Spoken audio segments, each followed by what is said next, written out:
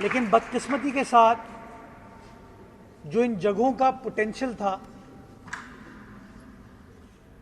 जिस तरीके से ये शहरियों की, हमारी माओ बहनों की खिदमत कर सकते थे, उस तरीके से इनको यूटिलाइज नहीं किया गया। और इसकी छोटी सी मिसाल ये खूबसूरत बैडमिंटन कोर्ट है जो पिछले कई साल से तबाहाली का शिकार था। इसकी जो छत है वो ख़राब हो गई थी, गल सड़ गई थी। इसका जो फ्लोर है, ये स्पेशल फ्लोर होता है सिंथेटिक, ये अप्रोप्रिएट नहीं था, प्रॉपर नहीं था, और इस तरीके से ये फैसिलिटी लोगों के पास मैसर नहीं थी।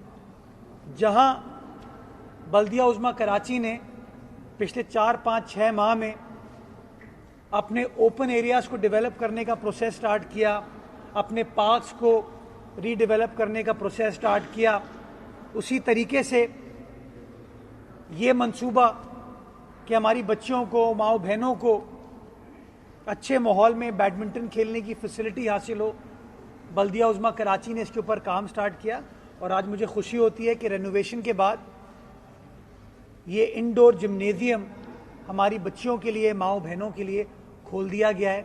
और सिर्फ खोला नहीं गया, एक बैडमिंटन टूर्नामेंट यहाँ पर कराया जा रहा है ताकि ये बच्चियाँ जो कि पाकिस्तान का मुस्तकबिल हैं, इनके लिए वो मौके अवेलेबल हों, ताकि ये खेल कूद के लिए या अगर प्रोफेशनली भी इस स्पोर्ट में दिलचस्पी डेवलप करना चाहते हैं, स्पोर्ट को खेलना चाहते हैं, वो खेल सकते हैं। मेरा खुद यहाँ आने का मकसद या मीडिया को लाने का मकसद यही है कि हम लोगों को बता सकें कि तासुर दिया जाता है कि बल्दिया उज़्मा के पास कुछ नहीं है, इस तासुर की नफ़ी की जाए। ये जो बार बार उन लोगों ने ये तासुर देने की कोशिश की कि कुछ भी नहीं है बल्दिया उज़्मा के पास, वो आज आके देखें कि बल्दिया उज़्मा के पास कराची शहर में कितने बड़े बड़े पार्क्स मौजूद हैं, बल्दिया उज़्मा के पास कितने बड़े बड़े सैर व तफरी की मौके अवेलेबल हैं। बल्दिया उज़्मा कराची के पास सिर्फ KMC का वो स्पोर्ट्स कॉम्प्लेक्स नहीं है, इसी तरीके से ख़वातीन के लिए एक मखसूस स्पोर्ट्स कॉम्प्लेक्स अवेलेबल है जो कि अंडर यूटिलाइज हो रहा था। या बैनुल-अक़वामी स्टैंडर्ड्स का स्विमिंग पूल मौजूद है जो आज आपके कैमरे ने भी देखा। काश के माजी के जो हुक्मरान थे हमारे, जो कि बल्दिया उज़्मा पर बराजमान थे, अगर वो उसको प्रॉपरली लुक आफ्टर करते, उसको मेंटेन करते, तो शायद वो फैसिलिटी इन बच्चियों के लिए, इन माओ बहनों के लिए ये अवेलेबल होती। और बिल्कुल इसके जो चार्जेस हैं वो ना होने के बराबर हैं। हम किसी प्राइवेट फैसिलिटी में जाते हैं, हज़ारों लाखों रुपए मेंबरशिप के देते हैं, यहाँ पर वो मेंबरशिप 10,000 रुपये की है और माहवार 1,000 रुपये गालिबन लिए जाते हैं। ये इतनी बड़ी फैसिलिटी है जिसको हमें ओन करने की ज़रूरत है। अगर हम इसको ओन करेंगे, अप्रिशिएट करेंगे, तो ये फैसिलिटी और ज़्यादा एक्सपैंड की जा सकती है। तो मैं गुजारिश ये करना चाहूँगा कि ये शहर हमारा है, इन बच्चियों का है।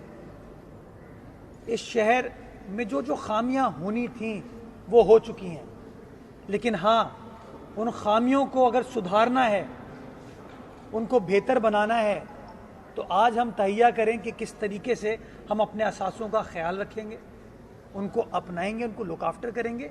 और ये जो असासों को ज़ाती मिल्कियत के तौर पर इस्तेमाल कर लिया जाता है, अभी मैं कुछ और आप हमारे स्पोर्ट्स एंड कल्चर डिपार्टमेंट के बारे में सुनेंगे कि बहुत बड़े बड़े प्ले ग्राउंड्स हैं हमारे जो कि ज़ाती मिल्कियत के तौर पर चल रहे हैं। बड़े बड़े प्ले ग्राउंड्स हैं जो KMC की मिल्कियत हैं, हमारे बच्चे बच्चियों के बुज़ुर्गों की मिल्कियत है, इस शहर की आवाम की मिल्कियत है, लेकिन उनके दरवाजे बंद कर दिए गए। किसी के ऊपर बाबे फला लिख दिया गया, किसी के ऊपर बाबे फला लिख दिया गया, लेकिन दरवाजे बंद कर दिए गए। कहीं शादी ब्याह की तकारीब हो रही हैं, कमर्शियली उनको इस्तेमाल किया जाता है, लेकिन हमारे बच्चे, हमारी बच्चियां वो उसको उस तरीके से यूटिलाइज नहीं कर पाते। तो इंशाअल्लाह हमने ये प्रोसेस भी स्टार्ट किया है कि हमारे वो प्ले ग्राउंड जो कि KMC की मिल्कियत हैं, उनको किस तरीके से बेहतर अंदाज से, ऐसा अंदाज से यूटिलाइज़ किया जा सकता है, उसको यूटिलाइज़ करेंगे। और कोई ऐसा पब्लिक प्राइवेट पार्टनरशिप का मैकेनिज्म इंट्रोड्यूस करेंगे जहां पर उसके दरवाजे आम आदमी के लिए खुले हों, उसकी मेंटेनेंस अपकीप अच्छे तरीके से हो और वो इदारे भी एहसन अंदाज से चल सके। तो इंशाअल्लाह ये जो बेहतरी का सफ़र है,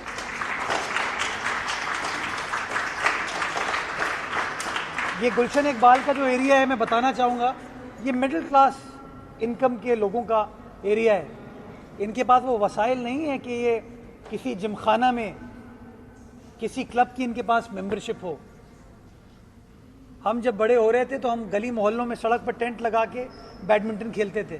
तो मुझे खुशी हो रही है कि कम से कम वो फैसिलिटी जो कि अपर क्लास के लोगों को अवेलेबल होती है, अमीर लोगों के लिए, अशराफिया के लिए, वो हमारे middle class low income areas के अंदर भी अवेलेबल है, ताकि उसी तरीके से लोग लुत्फ़अंदोज़ इन चीज़ों से हो सके।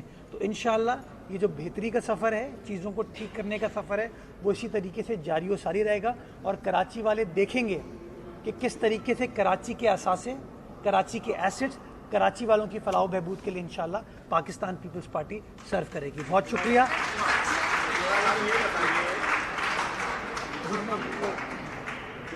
जो विजन आपकी क़यादत ज़ुल्फ़िकार अली भुट्टो का था, वो इस वक्त आपकी पार्टी में विजन नहीं नज़र आ रहा। अब्बासी शहीद अस्पताल उन्होंने बनाया, सुपर मार्केट उन्होंने बनाई, अरे बहुत अच्छे अच्छे प्रोजेक्ट बनाए। अब ये प्रोजेक्ट नहीं चल पा रहे हैं और आपकी हुकूमत है, शहर में केएमसी जो है वो ट्रांसपोर्ट भी चला रही थी, वो बसें नाकारा पड़ी हैं। आपने बिल्कुल सही फरमाया, जो है चीज़ें तबाह हो रही हैं और आप उनको बेहतर करने की तरफ निकले हैं। तो कोई एक ऐसा पैकेज जो है जो इन चीज़ों को कुछ मिसाली आप अपने पीरियड में बनाते जाएं कि आने वाले इनको मजीद फिर दोबारा ख़राब ना करें। देखिए, मैं समझता हूँ सबसे पहले तो शहरियों को ओन करना पड़ेगा चीज़ों को। ये शहर की चीज़ें हैं, ये इन लोगों की चीज़ें हैं, इस आवाम की चीज़ें हैं। ये जो हमारे एक कॉन्सेप्ट आ गया था ना कि पार्क कोई बना और किसी को वो अलॉट कर दिया गया, उसे दरवाजे बंद कर दिया, उसने कहा जी नहीं, अगर ये झूले यूज़ करने हैं तो इतने पैसे देने पड़ेंगे। इन चीज़ों को ख़त्म करने की ज़रूरत है। और मैं समझता हूँ कि जिस दिन शहरी इन चीज़ों को ओन करना शुरू कर देंगे कि ये हमारी चीज़ है, जिस तरह हम अपने घर का ख्याल करते हैं, अपने घर के आसपास का ख्याल करते हैं, तो ये चीज़ें ऑटोमेटिकली ठीक होना शुरू होंगी। मैं शाहिद साहब आपको बताना चाहूँगा कि हमारे यहाँ एक कॉन्सेप्ट था कि पार्क बना दो, दरख्त लगा दिया आपने, लेकिन पानी का कोई इंतज़ाम नहीं होता था। जितने नए पार्क्स केएमसी हो या हमारी डीएमसीज हों जिनको डेवलप कर रही हैं, उनके अंदर पानी की फरहमी को यकीनी बनाया जा रहा है। या तो सेवरेज के पानी को इस्तेमाल किया जा रहा है या हम सब सॉइल वाटर को इस्तेमाल करें ताकि उस सब्जे को मेंटेन किया जा सके। क्योंकि हमारा हमेशा से फोकस ये रहे, पौधा लगाओ, तस्वीर खिंचवाओ, चले जाओ। हम फोकस इस चीज़ के ऊपर कर रहे हैं कि नहीं, उनको लुक आफ्टर कैसे किया जाएगा। और मैं आपको मिसाल देना चाहूँगा, आप जहांगीर पार्क जाइए, वो जहांगीर पार्क पे जो सब्ज़ा है इस वक्त, वो या तो सब सॉइल वाटर आरओ प्लांट लगा के हम चला रहे हैं या जो सेवरेज का पानी है उसको इस्तेमाल करके उसको सब्जा किया जा रहा है। एम्प्रेस मार्केट आप जाएं, मैंने अपनी सारी ज़िंदगी में एम्प्रेस मार्केट का बुरा हाल देखा था। आज आपको उस एम्प्रेस मार्केट पे सब्ज़ा नज़र आता है, हरियाली नज़र आती है। मैंने आज से 1.5 साल पहले वहाँ पौधे प्लांट किए थे स्कूल के बच्चों के साथ। आज मुझे खुशी होती है कि वो मोरिंगा, वो नारियल, वो नीम, वो गुलमोहर 15-15, 20 फीट के हो गए। कैसे हो रहे हैं? क्योंकि पानी की निकासी को हमने यकीनी बनाया। इसी तरीके से आप बाग इब्ने कासिम जाइए, फ्रेयर हॉल जाइए, अभी बर्न्स गार्डन जाइए, बाग रुस्तम जाइए, इन तमाम जगह, सर सैयद पार्क जाइए आप, इन तमाम जगहों पर हमने पानी को यकीनी बनाया और इस तरीके से हम उनको लुक आफ्टर करें। और शहरियों की ओनरशिप को यकीनी बनाने के लिए केएमसी ने आज से कोई चंद माह पहले बागबान कमेटी का कॉन्सेप्ट लेकर आई थी कि आप नेबरहुड को इन्वॉल्व करें, कि वो जब लोग जो आसपास में रहते हैं, देखिए मेरा दफ्तर है सदर में, मुझे गुलशन इकबाल की ग्राउंड रियलिटी का मिनट बाय मिनट नहीं पता होगा, लेकिन अगर आप यहाँ पे रहते हैं आपको पता होगा कि कौन कब्जा करने की कोशिश कर रहा है, कौन चाइना कटिंग करने की कोशिश कर रहा है, कौन चीज़ों को ख़राब करने की कोशिश कर रहा है। तो आप लोग जब इन्वॉल्व होंगे उसके अंदर तो ओनरशिप आएगी और उस इन्वॉल्वमेंट के साथ आप चीज़ों को ठीक कर पाएंगे। लियाकताबाद सुपर मार्केट भुट्टो साहब ने बनाई थी, ये लोग नहीं चला पाए। मैं आज आपको कह रहा हूँ, आपको पता है, क्लिक के ज़रिए उसी लियाकताबाद सुपर मार्केट को बल्दिया उज़्मा कराची ठीक करने जा रही है। और डिस्ट्रिक्ट सेंट्रल की आवाम को फिर कोई और जो बड़े बड़े मॉल्स हैं वहाँ आने की ज़रूरत नहीं होगी, हम उसको मॉडर्न बुनियादों पर बना रहे हैं ताकि एक अच्छी फैसिलिटी लियाकताबाद की आवाम के लिए और डिस्ट्रिक्ट सेंट्रल की आवाम के लिए मैसर हो। इसी तरीके से मैं जेन्युइनली समझता हूँ कि अस्पताल जो कि केएमसी चला रही थी उनसे बेहतर सिंध हुकूमत अस्पताल चला रही है। अभी कल बिलावल भुट्टो जरदारी साहब जिना अस्पताल गए, 500 बेड पर मबनी आपके सर्जिकल कॉम्प्लेक्स का बिलावल साहब ने इफ्तिताह किया। पब्लिक प्राइवेट पार्टनरशिप में वो कर रही हैं। माजी में बल्दिया उज़्मा कराची ये काम क्यों नहीं कर सकती थी? कर सकती थी, लेकिन चूंकि उनको ये तासुर देना था कि हमारे पास इख्तियारात नहीं, उन्होंने काम नहीं किया। इसी सिंध हुकूमत ने कराची शहर में NICVD हो, JPMC हो, NICH हो, SIUT को हम ग्रांट देते हैं, इंडस हॉस्पिटल को हम ग्रांट देते हैं ताकि शहरियों की फलाह बहबूद हो सके। इसी तरीके से अब्बासी शहीद चल सकता था। और मैं आज भी कहता हूँ कि जब सिंध हुकूमत ने बल्दियाती कानून में अमेंडमेंट की थी, उसका बुनियादी मकसद ये था कि अब्बासी शहीद अस्पताल को सिंध हुकूमत KMC से बेहतर चला सकती है, लेकिन तनकीद का सामना करना पड़ा तो सिंध हुकूमत ने इस फैसले को वापस ले लिया। मैं आज भी कहता हूँ कि फ्रेंड्स ऑफ अब्बासी शहीद के नाम से इसका एक बोर्ड बनना चाहिए। बल्दिया उज़्मा नहीं चला सकती इसको, आप इंडिपेंडेंट बोर्ड बनाएं, मेयर को उसका सरबराह बनाएं, उसके अंदर MC को डालें, KMC का जो हेल्थ डिपार्टमेंट उसको डालें, लेकिन प्राइवेट सेक्टर को लेकर आएँ ताकि पब्लिक प्राइवेट पार्टनरशिप में उस अस्पताल को आप बेहतर तरीके से चला सकें। मैं समझता हूँ ये चीज़ जब तक हम एक्सेप्ट नहीं करेंगे, जब तक हम ये सोचेंगे इख्तियारात पर मैं खुद काबिज रहूँ, बस मेयर की अपनी इजारादारी हो या KMC की अपनी इजारादारी हो, चीज़ें ठीक नहीं हो पाएंगी। अगर हम चाहते हैं चीज़ें सस्टेनेबल हो तो उसके लिए हमें ये पब्लिक प्राइवेट पार्टनरशिप और पब्लिक की ओनरशिप को लाना पड़ेगा। जब तक पब्लिक चीज़ों को ओन नहीं करेगी हम चीज़ों को सस्टेनेबल नहीं बना पाएंगे। हम अगर देखते हैं कि कराची के अंदर जैसे आपने कहा इतना बड़ा ये कॉम्प्लेक्स है, लेकिन हमारे पास भी आपके पास भी लोग आते हैं कि यार हमें साउथ एंड क्लब भिजवा दें, जिम खाना भिजवा दें, कराची क्लब भिजवा दें, यहाँ पे लाखों रुपये फीस है। चीज़ें आपने यकीनन आप जो है सैफ पूरी टीम कर रही है, लेकिन उसके बाद इसकी प्रमोशन नहीं हो पाती और दूसरा यहाँ पे कोई अच्छे कोचेज नहीं होते। आज आप आए सब कुछ है, लेकिन कुछ अरसे बाद है लोग एफर्ट करते हैं, लेकिन अगर बच्चा यहाँ पर 7-8 साल में आ रहा है और उसको अच्छी कोचिंग इनिशियल लेवल में मुख्तलिफ खेलों की मिल जाए, मतलब एक कंटिन्यूएशन, और फिर ये कि गुलशन में रहने वालों को भी शायद ही पता हो कि इतनी बड़ी नेमत मौजूद है, तो इसकी जो तशहीर है वो उस पैमाने पर नहीं हो पाती कि लोग बिल्कुल। आपने बहुत अच्छा सवाल किया। हम इतने मनफी प्रोपेगेंडा में फंस गए हैं, दब गए उस प्रोपेगेंडा में कि हमने अच्छाई को अप्रिशिएट करना छोड़ दिया है। और इसलिए मेरा आज आना ज़रूरी था, आप लोगों को यहाँ पर लाना ज़रूरी था कि हम लोगों को दिखा सकें कि शहर में सिर्फ नेगेटिव चीज़ें नहीं हैं, पॉजिटिव चीज़ें हैं। ये जिन जिमखानाओं की आप बात करते हैं ना, ये भी सरकारी प्रॉपर्टी है। ये सरकार ने प्रॉपर्टी उनको दी थी शहरियों के लिए, बड़े बड़े क्लब बन गए। अब वो क्लब इसलिए अच्छे चल रहे हैं कि उसका सेंस ऑफ ओनरशिप है, उसकी कमेटी एसोसिएशन उसको उस तरह मेंटेन कर रही है, लुक आफ्टर कर रही है कि वो चीज़ें अच्छी तरीके से चल रही हैं। तो क्यों ना हम उसी तरीके से KMC स्पोर्ट्स कॉम्प्लेक्स हो या विमेंस कॉम्प्लेक्स हो, इसको अच्छे तरीके से चला सके। मैं रिकॉर्ड पर लाना चाहूँगा, 1993 में बीबी शहीद की गवर्नमेंट थी, कराची कश्मीर रोड पर KMC स्पोर्ट्स कॉम्प्लेक्स पे मैंने स्विमिंग की है, वहाँ पर मैंने वहाँ के सेंटर कोर्ट पे टेनिस खेली है, बेहतरीन एक फैसिलिटी होती थी। यही पीपल्स पार्टी का दौर था, यही कराची वाले थे। क्यों आज चीज़ें बंद हो गई हैं? मैं पिछले दिनों गया KMC स्पोर्ट्स कॉम्प्लेक्स के सेंटर कोर्ट पे, तबाह था वो। तो मुझे बताइए उस सेंटर कोर्ट को ठीक करने के लिए क्या वजीर आला को आना पड़ेगा, क्या मुझे आना पड़ेगा? ये मेयर साहब ये चीज़ें नहीं कर सकते थे? क्या सेंस ऑफ ओनरशिप आप नहीं ला सकते थे? मुझे आज लोग कहते हैं, बड़े बड़े लोग कहते हैं कि आप इसको हमें अडॉप्शन पे दे दें, कि हम आपके साथ मिलकर काम करते हैं, मिल्कियत KMC की रहे, KMC उसको लीड करे, लेकिन जो प्राइवेट सेक्टर से जिद्दत लाने की ज़रूरत है, वो जिद्दत अगर आप ले आएंगे तो उसको मेंटेन करने में आसानी होगी। तो इसलिए मैं समझता हूँ कहीं ना कहीं हमें उस सोच को हमवार करने की ज़रूरत है, और इसलिए मैं आया हूँ आज आप लोगों के तवस्सुत से। मैं गुजारिश करूँगा कि इन चीज़ों को हम हाईलाइट करना शुरू करें, इनको प्रोजेक्ट करना शुरू करें। आप मुझे बताएं, दुनिया भर में, जैसे कल बिलावल साहब ने बताया कि साइबर नाइफ की फैसिलिटी दुनिया भर में $50,000 खर्चा होता है पर पेशेंट। आपके कराची शहर में बिल्कुल मुफ्त वो फैसिलिटी प्रोवाइड की जा रही है। और सिर्फ मेरे कराची के लोग नहीं, सिर्फ मेरे सिंध के लोग नहीं, मेरे पाकिस्तान के लोग 163 शहरों से लोग आते हैं जो कि उस फैसिलिटी से मुस्तफ़ीद होते हैं। आप मुझे बताइए, आपको दुनिया भर में मिसाल मिलेगी कि किसी जिमखाना, किसी क्लब की मेंबरशिप सिर्फ 10,000 रुपये हो, माहवार 1,000 रुपये हो, कोई फैसिलिटी आपको इस तरह की नहीं मिलेगी। लेकिन हाँ, हमारे शहर में ये चीज़ अवेलेबल है।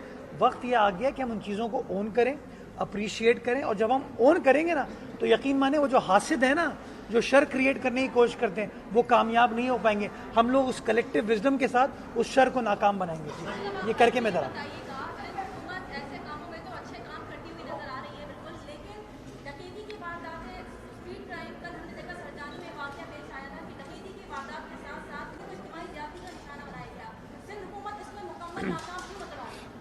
बड़ा अफसोसनाक वाक़या है, कल का बड़ा शर्मनाक वाक़या है। जो कराची के अंदर स्ट्रीट क्राइम की शरह है वो पिछले कुछ माह में उसमें इजाफा हुआ है और सिंध हुकूमत डायरेक्टली पुलिस के मामलात में उस तरीके से इन्वॉल्व नहीं हो सकती।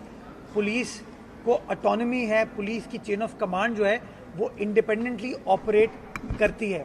सिंध हुकूमत ने, वज़ीर आला सिंध ने IG साहब से कंसल्टेशन की और अपनी नागवारी का इजहार किया कि कराची के जो हालात हैं स्ट्रीट क्राइम के वो ठीक नहीं है, पुलिस को अपनी परफॉर्मेंस को बेहतर बनाने की ज़रूरत है। उसके बाद कराची के जो पुलिस चीफ हैं उनको चेंज कर दिया गया, नए पुलिस चीफ आए हैं, वो अपने इक़दामात उठा रहे हैं। मैं उम्मीद करता हूँ कि जिस तरीके से माजी में पुलिस ने अपनी परफॉर्मेंस को बेहतर बना के कराची के अंदर target killing, terrorism, kidnapping for ransom, भत्ते वगैरह के वाक़यात को कंट्रोल किया था, उसी तरीके से जो स्ट्रीट क्राइम के वाक़यात पिछले कुछ माह में बढ़े, इसको पुलिस जो है वो काबू पाने में कामयाब होगी। और जो भी सपोर्ट उनको हुकूमत सिंध की दरकार है वो इंशाल्लाह हुकूमत सिंध उनको प्रोवाइड करेगी।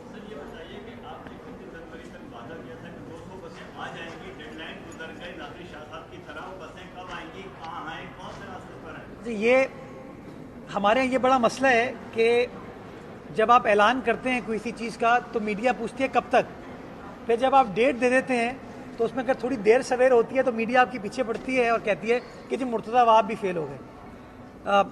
चलें, अगर मीडिया समझती है कि ये मेरी नाकामी है तो मैं इसको भी एक्सेप्ट करूँगा। बसों की प्रोक्योरमेंट के लिए सिंध हुकूमत ने अपने बजट में पैसे मंजूर कराए।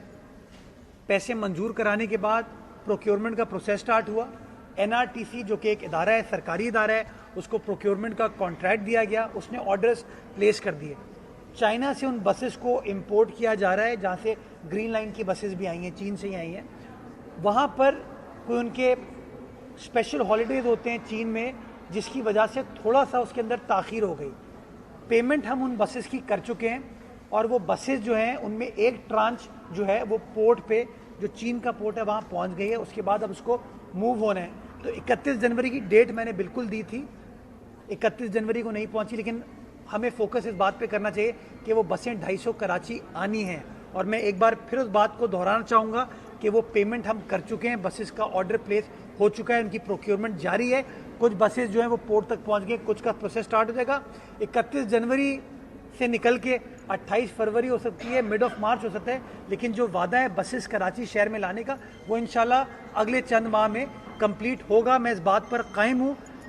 कल भी मेरी मिनिस्टर ट्रांसपोर्ट पे इस हवाले से बात हुई थी कि इन बसेस को लाना है और हम सब मिलकर इंशाल्लाह वो तमाम एफर्ट्स करें। लेकिन अब ताख़ीर ये नहीं है कि प्रोक्योरमेंट नहीं हो पाई या पेमेंट नहीं हो पाई। अगर आप चाहेंगे तो मैं आपके साथ वो चेक की कॉपी भी शेयर कर लूँगा कि कितने अरब रुपए जो है ना बसेस की प्रोक्योरमेंट के लिए सिंध हुकूमत अब खर्च कर चुकी है। ये जनवरी या दिसंबर के आखिरी हफ्ते में पेमेंट कर दी गई थी। जी,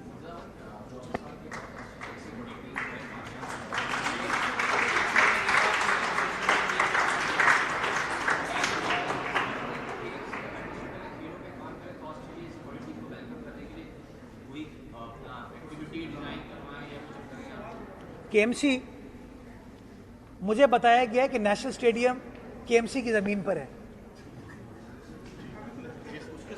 राइट? KMC की ज़मीन पर है, राइट? लेकिन बदकिस्मती के साथ KMC को इन लोगों ने इतना माजूर बना दिया, हमारे जो माजी के दोस्त थे, कि वो अपने आप को असर्ट ही नहीं कर पाए। KMC की मिल्कियत है। मैं पूछता हूँ कि नेशनल स्टेडियम में जो मैचेस होते हैं ना, उसके अंदर KMC के मुलाजमीन को भी नहीं बुलाया जाता। ये बदकिस्मती है शहर की। बड़े बड़े अस्पताल KMC की ज़मीन पर बने, वहाँ पर किसी KMC के कराची वालों को छोड़ें चले, हमारे अपने KMC के जो मुलाजमीन हैं उनका वहाँ पर मुफ्त इलाज नहीं होता। बड़े बड़े स्पोर्ट्स कॉम्प्लेक्स हैं, बड़े बड़े। मैं एक मिसाल दूंगा, कोई मैं तनकीद नहीं करा। आपको पता है कि नेशनल बैंक का स्पोर्ट्स कॉम्प्लेक्स जो कि क्लिफ्टन में वाक़ है वो KMC की ज़मीन पर है। ये KMC की ज़मीन पर है, लेकिन कहीं KMC का कहीं बोर्ड लिखा हुआ नज़र आ रहा है आपको? उन्होंने एक दीवार बना दी है, 4 दीवारी बना दी है, किसी को पता ही नहीं चलता। ये मैंने नहीं किया, ये मेरी सियासी जमात ने नहीं किया, ये जो लोग बराजमान थे उन्होंने शहर की हक तलफी की है।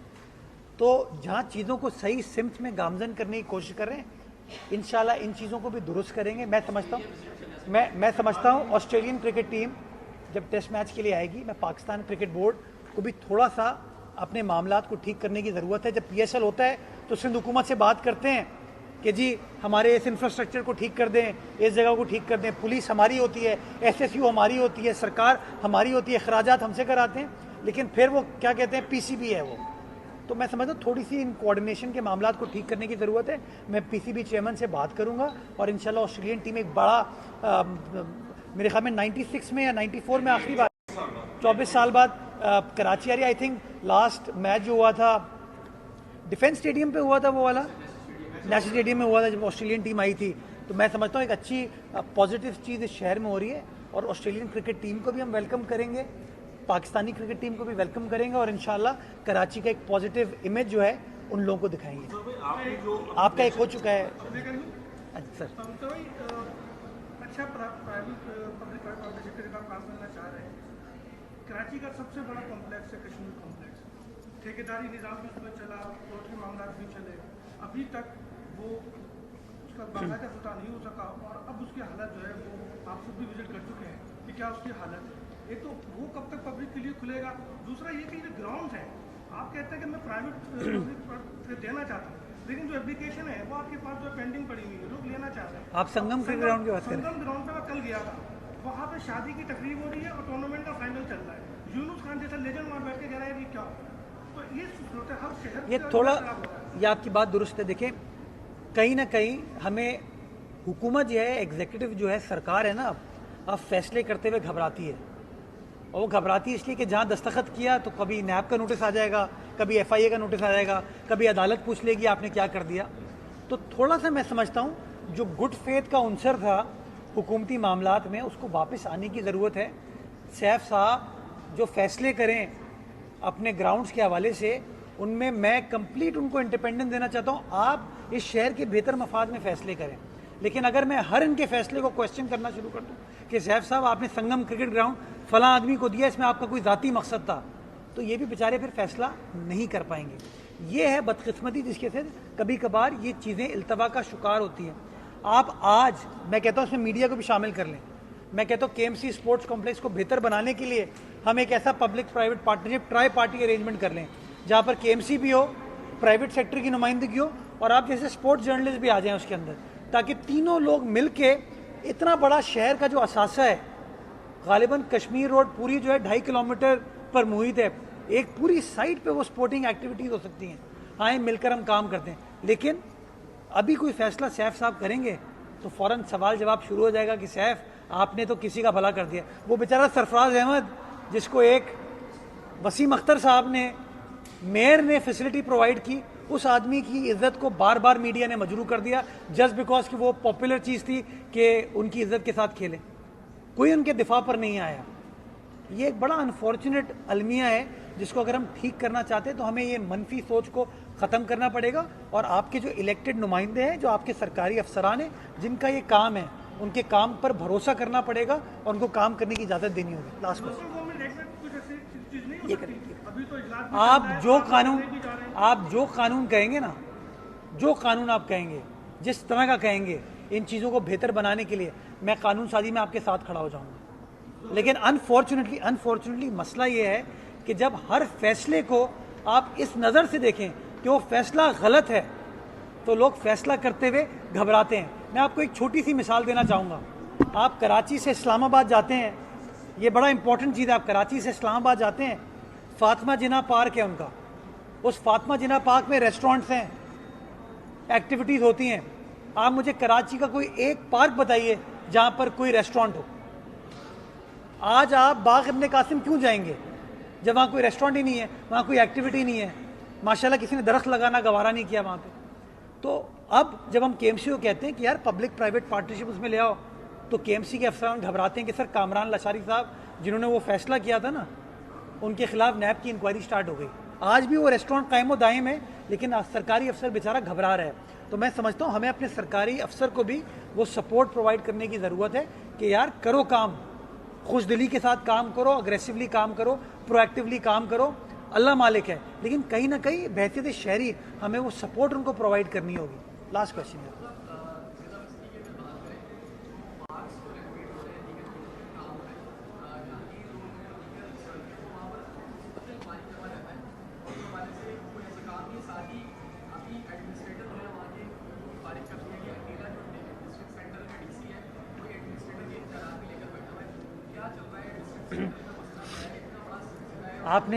आपने पहले जहांगीर रोड चले,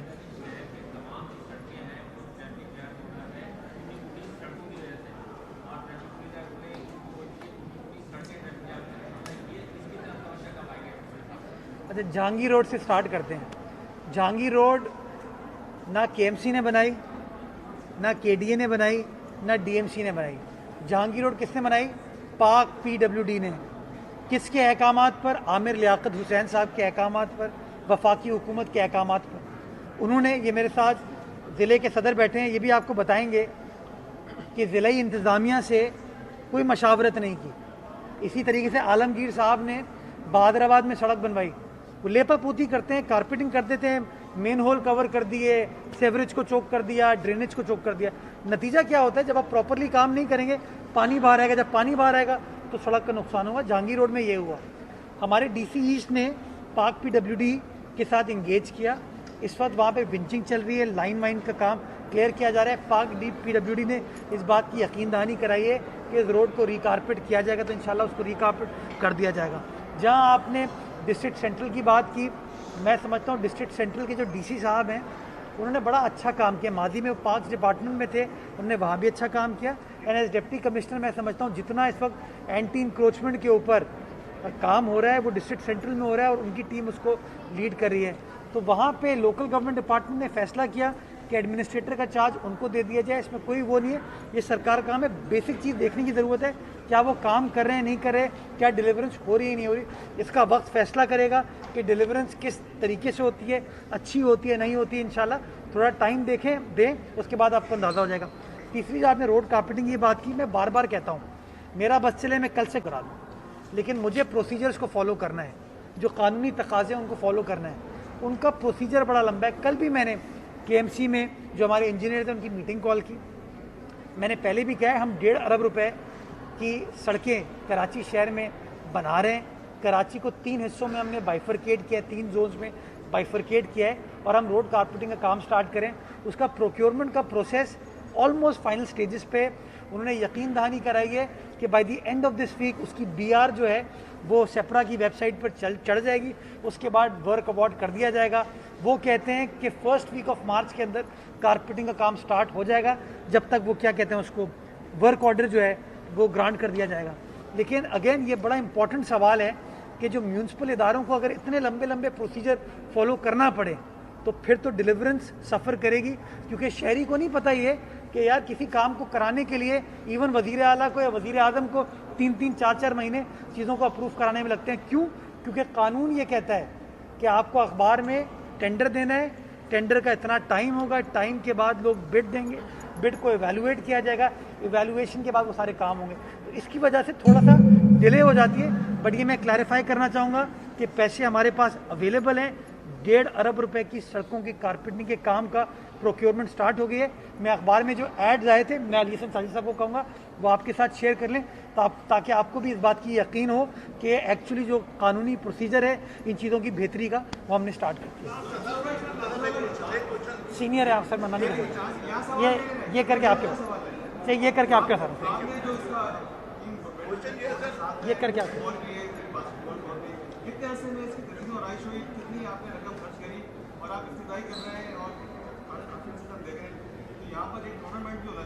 आज से टूर्नामेंट स्टार्ट है। नहीं इसको अभी नुमाइशी मैच करेंगे।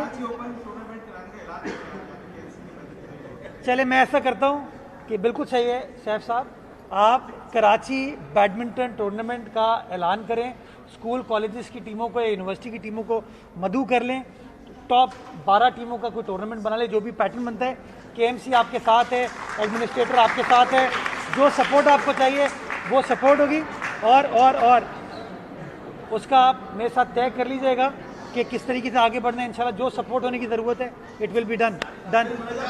हाँ, ये अखराजात की मेरे पास डिटेल नहीं है, लेकिन काम पिछले दिनों स्टार्ट हुआ और काम पिछले दिनों में ही कंप्लीट हुआ। आपके सामने कोई बड़ा काम नहीं हुआ, ये छोटा सा काम है बड़ा, लेकिन अच्छा काम है और अच्छे काम को अप्रिशिएट करने की ज़रूरत है। जी क्वेश्चन ये कि वज़ीर आज़म इमरान खान साहब मुलाजमतों का दावा करते हैं कि इतनी करोड़ मुलाजमतें दी जाएंगी।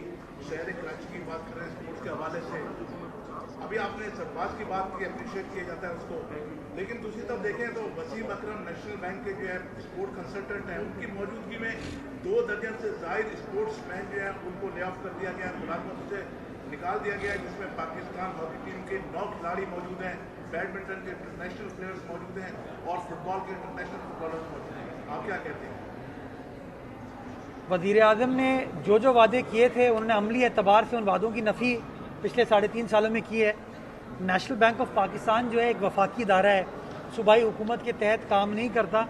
बट चलें, आपने इस बात की निशानदेही की है तो मैं KMC के तवज्जुद से नेशनल बैंक की इंतज़ामिया से ज़रूर बात करूँगा। और मैं समझता हूँ कि जो नेशनल हीरोज़ हैं, ये कौम का परचम दुनिया भर में सरबुलंद करते हैं, इन लोगों को इस तरीके से नौकरी से निकालना जो है वो इनअप्रोप्रिएट होगा और उसको रिकन्सिडर करने की ज़रूरत है कि वज़ीर आज़म ने तो सारी कौम को 1 करोड़ नौकरियां देने का वादा किया था।